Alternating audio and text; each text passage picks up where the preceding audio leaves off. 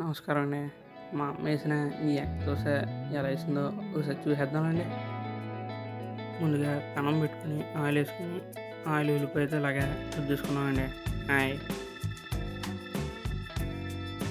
ఆ వేడెక్కిన పెనం మీద అట్ల పిండి తీసుకుని దోశలు వేసేసుకుందండి. ఆయి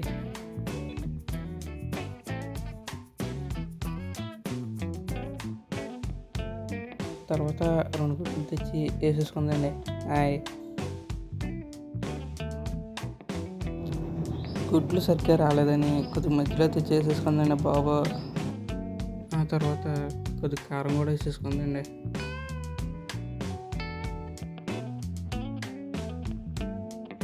కారం వేసుకున్న తర్వాత కాసేపు ఒక 5 నిమిషాలు అలా ఉంచేయాలండి. అంతేనండి.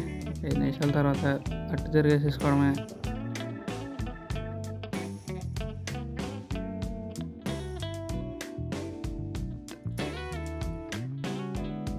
అంతేనండి. మా అమ్మ చేసిన ఈ ఎగ్ దోస అయితే రెడీ అయిపోయిందండి. ఇంతకీ ఇది ఎగ్ దోస లేదా ఎగ్ అట్టు మీరు కింద కామెంట్ చేసి చెప్పండి. హాయ్. అలాగే మా అమ్మ చేసిన ఈ ఎగ్ దోస మీకు నచ్చినట్టయితే లైక్ చేసి సబ్స్క్రైబ్ చేసేయండి. ఉంటానండి. హాయ్.